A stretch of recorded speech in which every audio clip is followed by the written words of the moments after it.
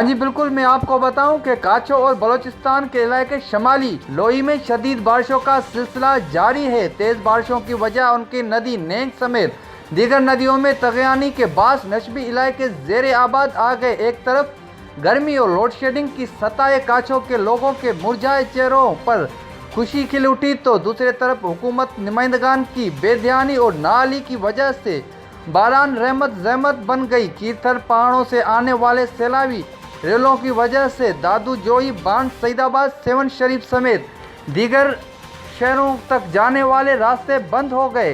रास्ते बंद होने से टंडो रहीम खान, सांवड़ो, गाजी शाह समेत काफ़ी शहरों और देहातों के लोग शहरों तक नहीं पहुंच सके। गुज़श्ता सैलाब की वजह से टूट जाने वाले सड़कें दोबारा मरम्मत न होने की वजह से लोगों को मुश्किलात का सामना करना पड़ रहा है। जी।